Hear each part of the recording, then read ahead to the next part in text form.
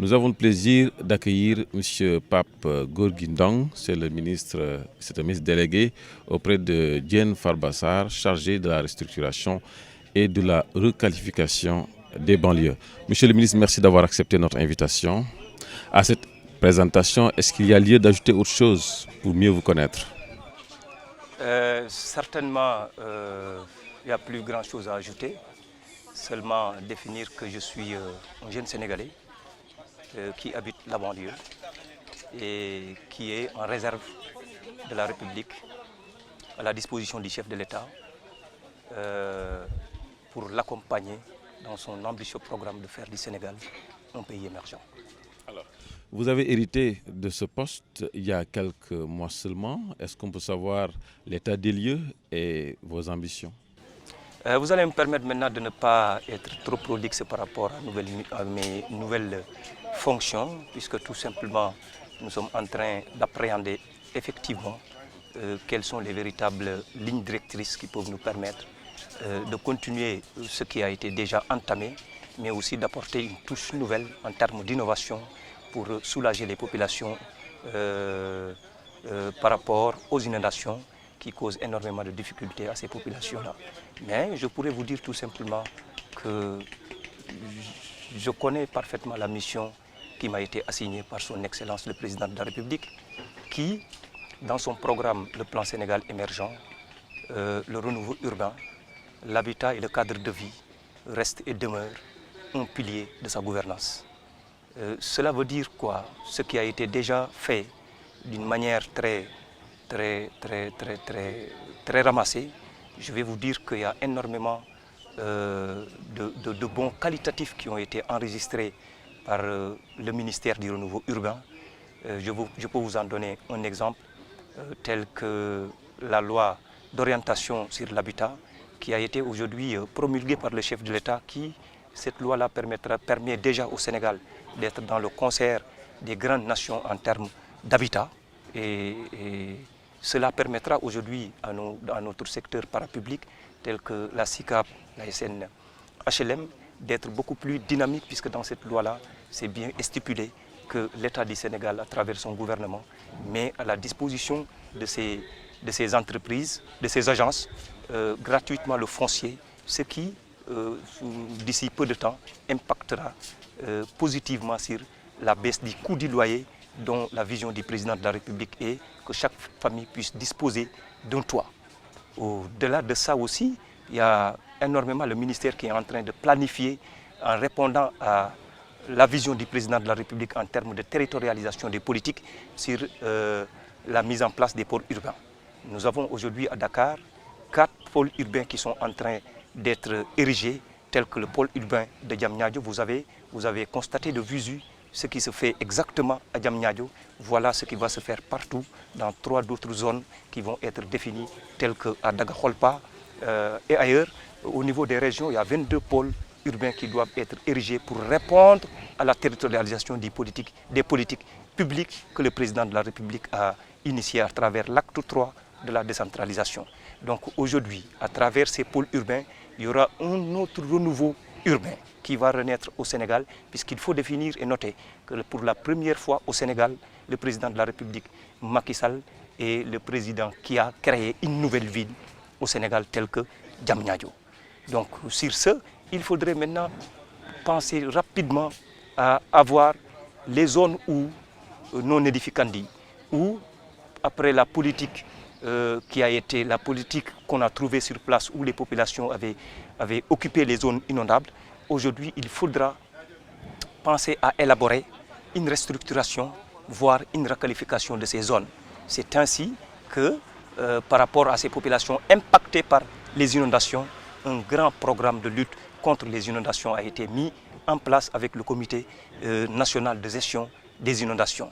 Et ce comité national de gestion des inondations s'appuie sur la vision du président de la République avec le plan décennal de lutte contre les inondations 2012-2020, où les grandes lignes ont été dégagées avec de gros moyens pour en tout cas lutter contre ces inondations, mais aussi la mise en place d'une matrice d'action prioritaire par le ministère accompagne et complète ce plan décennal pour en tout cas lutter contre ces inondations. Et retenir seulement que la lutte contre les inondations, s'il devient aujourd'hui une priorité pour l'État, l'État veut préserver 3 choses. D'abord, préserver la vie des populations, préserver l'économie du Sénégal, mais aussi préserver notre environnement. Pour l'atteinte des objectifs de développement durable, le Sénégal s'est inscrit dans cette dynamique pour apporter une nouvelle touche pour l'amélioration des conditions de vie des populations. Donc aujourd'hui, que ce soit dans la lutte contre les inondations, vous allez aujourd'hui dans la banlieue ne va pas me démentir. Allez-y aujourd'hui à Pikine, la cité Soleil, qui d'habitude n'était plus une cité fréquentée, est aujourd'hui restructurée avec un programme de grands bassins de rétention, des ouvrages, des exécutoires d'eau qui partent jusqu'à la mer en traversant Anne. Aujourd'hui, vous allez à Pikine avec le programme Pikine Irrégulier Sud avec l'APIX qui est en train aujourd'hui de réformer complètement ce qui se passe dans Pikine Irrégulier Sud pour que ce Pikine Irrégulier Sud devienne bientôt un Pikine Régulier Sud.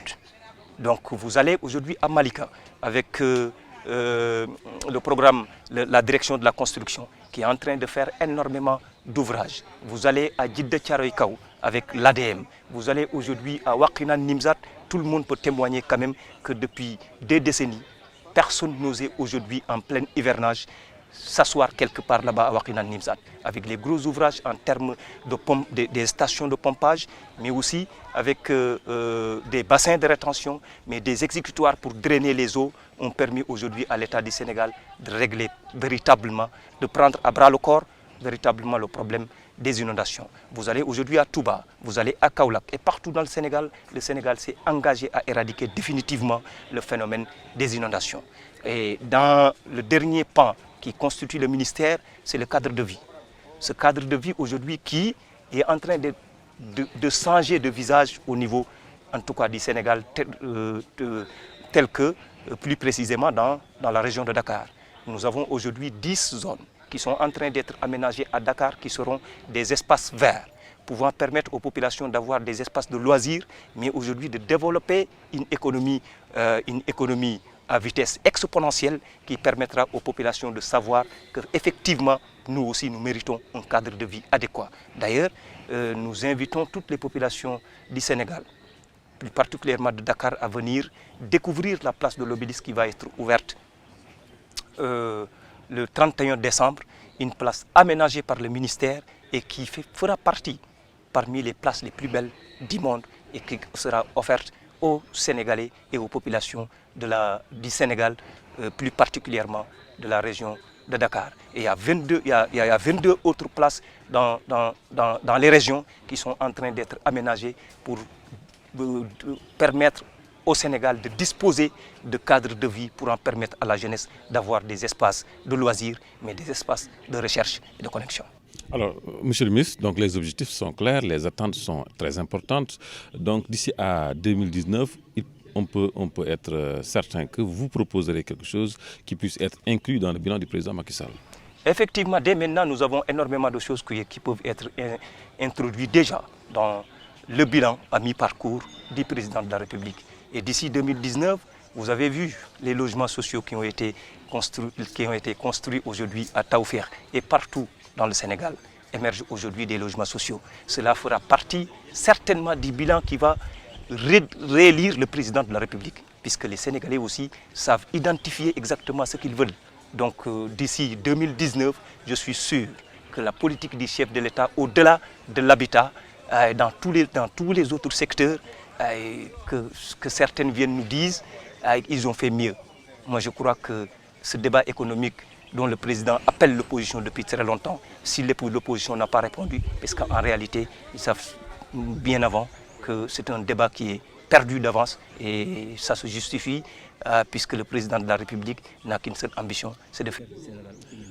Justement, la paire se glorifie de réalisation. Le chef de l'État en a parlé hier lors de son discours inaugural. Pourtant, il y a l'opposition qui suppose encore que le panier de la ménagère est loin d'être léger. C'est toujours des difficultés et que les réalisations n'ont rien à voir avec ce dont les populations sénégalaises ont besoin.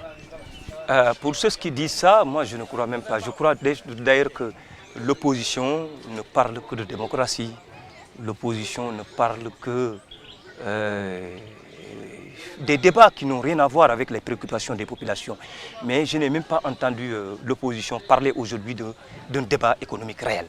Aujourd'hui, si l'opposition parle que les réalisations du président de la République n'impactent pas réellement sur le quotidien des populations, je m'inquiète un tout petit peu.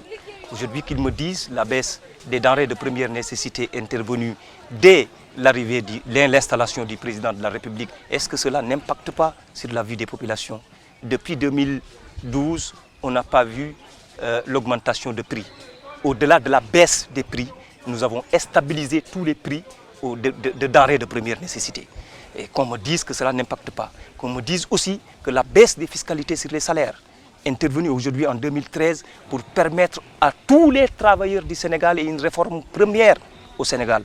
Il y avait des réformes qui participaient aujourd'hui au pouvoir d'achat des travailleurs. Mais ça n'a jamais été pour l'ensemble de tous les travailleurs du Sénégal. C'était des réformes par secteur. Pour la première fois, le président de la République a pris la décision d'augmenter le capital des travailleurs à travers la baisse des fiscalités sur les salaires. Et ça, c'était pour tout le monde. Qu'on ne me dise pas que ça n'impacte pas sur les populations. Qu'on me dise aujourd'hui que ce qui se fait avec le PUDC, à travers l'érection des pistes de production, à travers l'électrification des villages qui n'ont jamais pensé à ça, à travers l'adduction en eau potable pour ces populations qui étaient complètement délaissées par les pouvoirs qui se sont succédés. Qu'on ne me dise pas que cette politique n'impacte pas sur les populations. Qu'on me dise aussi en réalité que la couverture maladie universelle, qui aujourd'hui couvre pratiquement tout le territoire du Sénégal, qu'on me dise qu'avec 3 000 francs, on se soigne jusqu'à la fin de l'année. Qu'on me dise que ça n'impacte pas sur les populations. La prise en charge et la gratuité des soins de 0 à 5 ans sur l'ensemble du territoire national, qu'on me dise que ça n'impacte pas sur les familles. Qu'on me dise aujourd'hui que les bourses familiales, avec toutes les commodités qui sont derrière cette bourse familiale, avec la politique de maintien des enfants à l'école, qu'on me dise que les familles qui sont en train de toucher cette pension allouée par l'État ne sentent pas cet impact de l'État. Qu'on me dise que sur le plan infrastructurel, aujourd'hui, les autoroutes à péage, en venant de Dakar jusqu'à Diamniadio, qu'on me dise que cela n'impacte pas sur la vie de nos dignes citoyens qui empruntent quotidiennement cette voie. Qu'on me dise que le programme de mise en place de l'autoroute Dakar, l'autoroute Ila Touba, n'a aucun intérêt pour les Sénégalais. Qu'on me dise que tous ces résultats-là qu'on a obtenus dans l'agriculture, avec aujourd'hui le programme de l'autosuffisance en riz, où nous avons battu les records de tous les pouvoirs qui se sont succédés. Aujourd'hui, qu'on nous parle des intrants qui sont donnés gratuitement aux paysans, le matériel agricole qui a été renouvelé. Qu'on me dise que tout cela n'impacte pas sur la vie des populations. En ce moment, je pourrais dire, pour la première fois d'ailleurs au Sénégal, qu'on me dise que 234 000 emplois qui ont été enregistrés, une première dans ce pays, n'impactent pas sur la vie de cette jeunesse en quête de bien-être à travers un emploi décent. Avec la mise en place des domaines agricoles communautaires, mais aussi la mise en place des fonds de garantie qui permettent aujourd'hui aux entrepreneurs de financer leur activité et de produire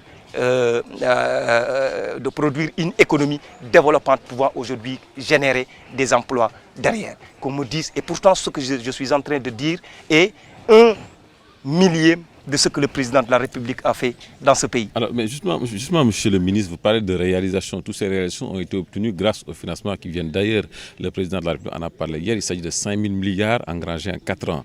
L'opposition parle de surendettement. Aujourd'hui, est-ce que le Sénégal n'est pas en train de s'endetter pour juste avoir des infrastructures? Vous savez, la situation macroéconomique des pays répond effectivement à des normes. Nous avons une administration vraiment très bien qualifiée, très bien formée et compétente, qui comprend cette situation macroéconomique et qui reste sur les agrégats définis aujourd'hui dans le monde. Le Sénégal ne s'est pas trop endetté. Et d'ailleurs, tous ces fonds-là qui ont été aujourd'hui enregistrés avec le président Macky Sall venant de l'extérieur reflètent tout simplement le leadership du président de la République, mais la confiance que les bailleurs ont dit de la politique de chef de l'État à travers le plan Sénégal émergent. On a changé complètement de paradigme puisque dans le budget consolidé de l'État, on a changé complètement de paradigme pour aller vers une économie financée par elle-même, par notre pays. Aujourd'hui, ce qui se passait auparavant, c'était un budget, le budget consolidé de l'État qui était composé en dépenses de fonctionnement et d'investissement où il n'y avait que les fonctionnements qui étaient à l'ordre du jour. Aujourd'hui, la tendance est complètement changée. C'est le budget du Sénégal aujourd'hui qui prend le plus important, le plus grand des investissements faits au Sénégal. C'est à partir du budget consolidé de l'État qu'on le fait. Aujourd'hui, c'est visible et réel. On ne peut pas aujourd'hui se soustraire de la politique internationale qui veuille que les États soient en collaboration avec le reste du monde.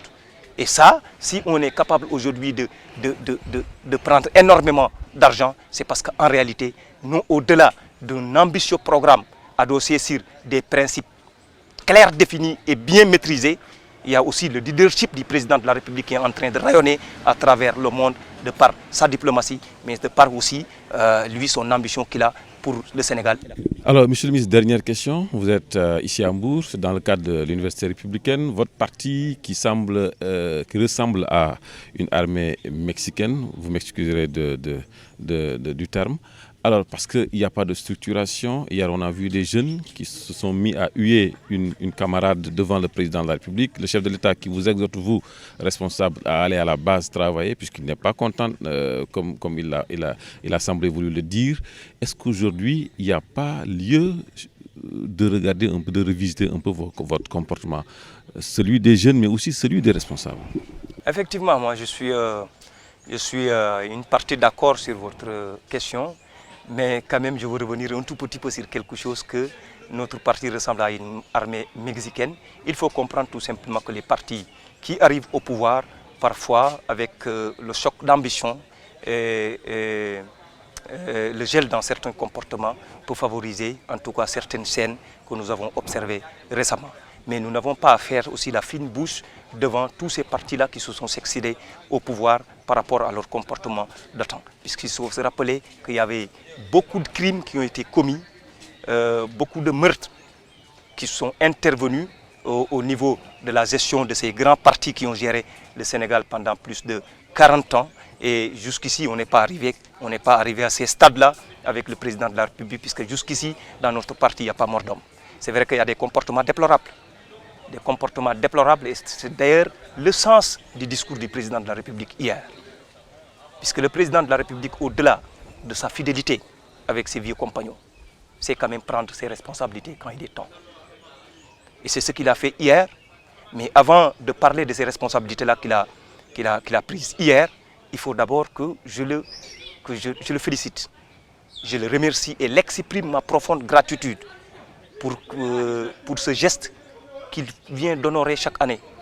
Malgré son calendrier extrêmement chargé, il a tenu aujourd'hui à être présent à un calendrier républicain organisé par la Convergence des jeunesses républicaines. Cela démontre la considération qu'il a pour son parti, mais plus particulièrement sa jeunesse.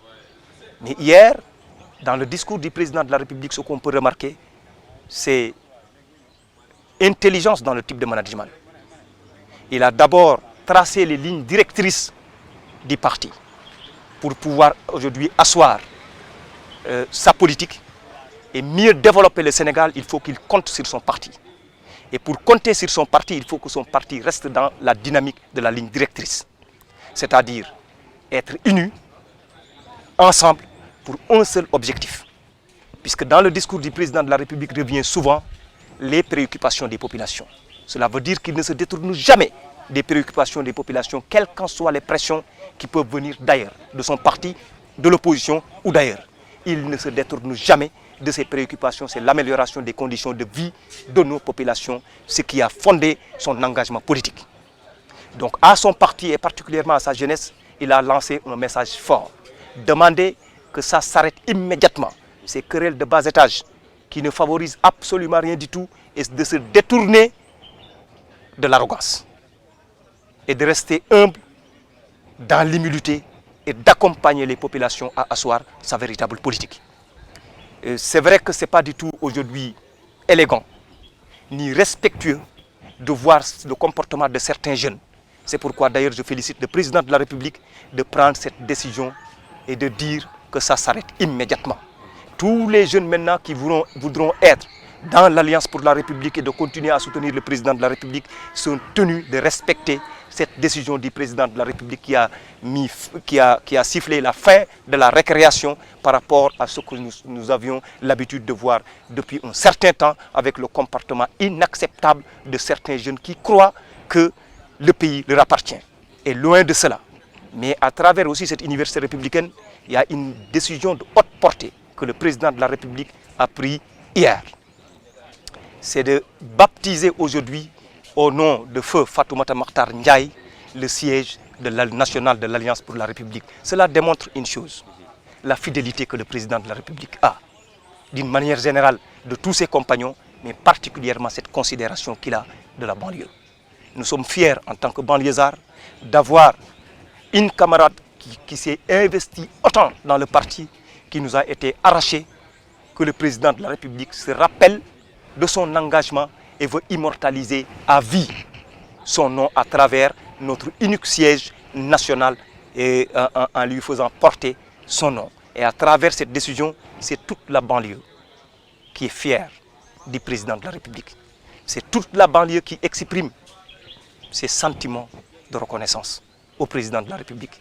Mais aussi, c'est toute la banlieue du Sénégal qui se sent très réconfortée dans notre parti et en tant que maire de Pikine-Ouest, puisque Feu Fatoumata Makhtar Ndiaye fut l'adjoint au maire de la commune où je dirige. Donc aujourd'hui, toute la banlieue est très fière du président de la République et lançant maintenant un appel solennel au nom de Pikine, que toutes les populations, militants et responsables soient unis, engagés pour accompagner le président de la République et de traduire ensemble sa volonté de faire du Sénégal un pays émergent, mais en commençant par Pikine et la banlieue émergente. Voilà le rêve que nous avons, voilà l'appel que nous lançons à toutes les populations de la banlieue. En tout cas, toute la famille de Fatoumata Makhtar est reconnaissante au président de l'Alliance pour la République, mais aussi à son Excellence, le président de la République, Macky Sall. En tout cas, monsieur le ministre, merci. C'est moi qui vous remercie de m'avoir permis aujourd'hui d'avoir un cadre, un plateau pour s'exprimer à mes concitoyens et en profiter aussi pour faire une déclaration qui est une première depuis la prise de service, la prise de fonction. Et j'espère, à travers la vision du président de la République, l'accompagner, en tout cas dans mon secteur, à faire du Sénégal un pays de référence de l'Afrique et du monde. Voilà, merci monsieur le ministre, nous vous souhaitons de réussir dans vos nouvelles charges.